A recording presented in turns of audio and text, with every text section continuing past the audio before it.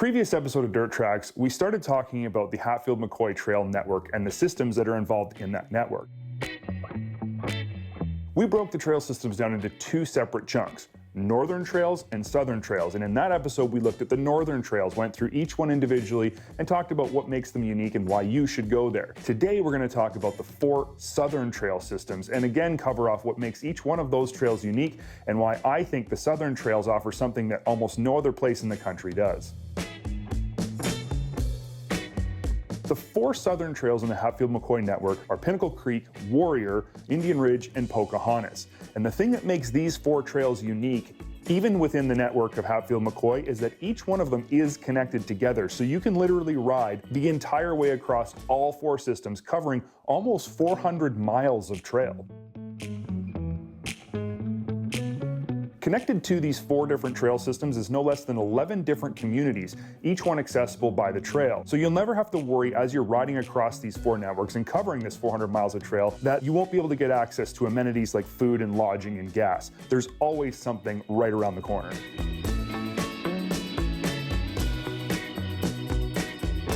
The first trail we're going to look at today is Pinnacle Creek, and I've ridden Pinnacle Creek twice. The first time was quite a few years ago with my brother AJ, and the second time was much more recently with TRAX TV's marketing director, Vern Putzer.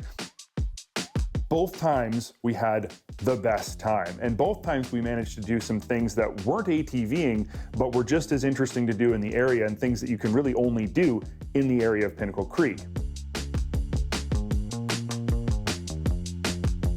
There are 4 towns or cities connected to Pinnacle Creek: Kimball, Mullins, Pineville, and Welch. So it's one of the best service trail systems in the network. Of all the systems in the Hatfield McCoy network, Pinnacle Creek has the most easy or more difficult trails. So it's one of the most family-friendly trail systems as well.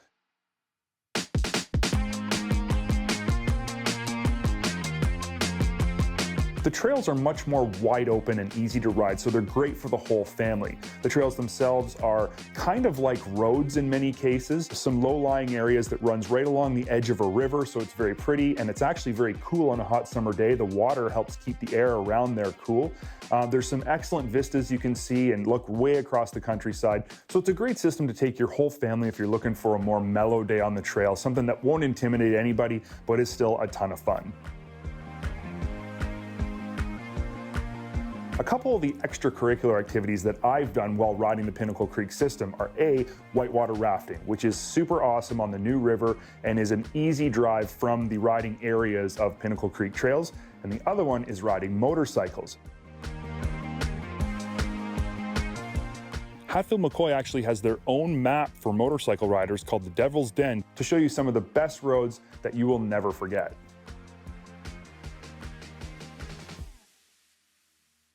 The next system I want to talk about in the 4-system chain is Indian Ridge, and I rode Indian Ridge quite a few years ago, but the memory of that ride is still stuck in my mind because the trail system is so lush and green, and that's what I think sets it apart from a lot of the other systems in the network. The vegetation grows over the trail, and it's so dense even during the day, it can look like it's afternoon or evening time. Then you'll bust out into a big opening and it looks sunny and clear. But Indian Ridge is a great trail system. There's lots of different variety of trails there. It's connected to a number of different towns, the town of Keystone and the town of Norfolk. So again, you have access to all the amenities you could possibly need while you're there.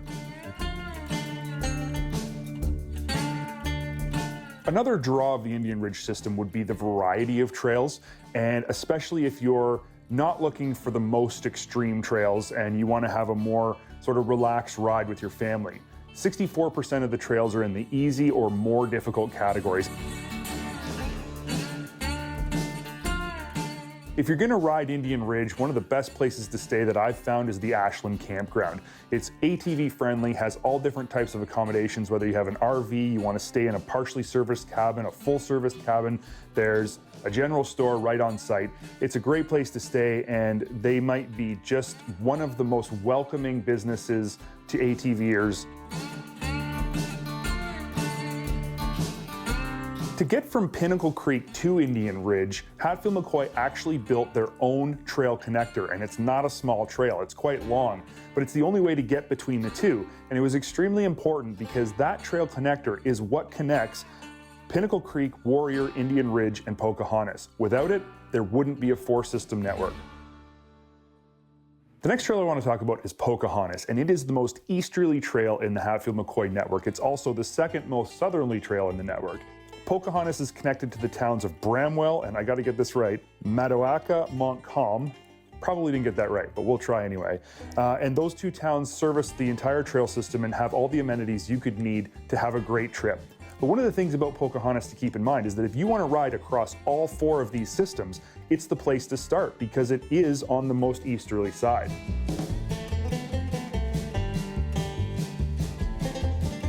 The trails in the Pocahontas system are actually a lot like the Indian Ridge trails. They're very lush and green and dense, which gives you a really nice kind of cool feeling while you're riding through on a hot day. The trails themselves reside mostly in the easy to more difficult categories, and that makes it another really great choice if you're going with a family or with newer riders who don't want to challenge themselves more than their abilities will allow. When you're staying at Pocahontas, even if you don't stay in Bramwell, you have to go visit Bramwell because it is a very unique piece of West Virginia history. At one time, more millionaires lived in Bramwell than any other place in the entire US of A. Many of their mansions still reside there, so you can go and walk around the streets and look at massive mansions. It's really an interesting thing to do while you're in the town of Bramwell. The last and final trail system I want to talk about in the Hatfield McCoy network is one that I haven't ridden. Of all of them, this is the only one I haven't sampled. This season we were supposed to go ride it, but because of COVID, we can't cross the border. So unfortunately, we're gonna have to save that adventure for another day. What I will give you is a little bit of a rundown of what I've been told by the people who run Hatfield McCoy and what I've read myself and watched from people who've been there. Warrior is, of all the systems in the Hatfield McCoy network, the one with the most easy trails. It is the most beginner-friendly trail system in the network. 86% of the trails are in the easiest to more difficult categories. So if you want to go somewhere with your family to enjoy trails all day, all week long, but not scare anybody, this is the one you want to travel to. The Warrior system connects to the town of Gary and the cities of Welch and War. The town of War is the most southern city in the state of West Virginia. To go along with the large amount of easy to more difficult trails is the fact that Warrior is connected to two cities. Though we haven't yet ridden the Warrior Trail system, we absolutely intend to as soon as possible. So stay tuned to Dirt Trax next season to cover our entire experience with this new network. Before we wrap up this overview of Hatfield McCoy Trails, I do want to mention a couple very important topics about the future of Hatfield McCoy and some big things that are coming for trail riders like us. A brand new system called Cabway Lingo will be open early in 2021. It'll be located in the Cabway Lingo State Forest, and if the trails are anything like the rest of the Hatfield McCoy network and the trails that they've built themselves, they're gonna be fantastic. Also, coming up in the very near future, Hatfield McCoy has plans to open more trail systems to cover the entire state of West Virginia. These will all likely be interconnected to different trail systems that already exist, but each one of them will have its own unique cities, towns, and attractions connected to each of them.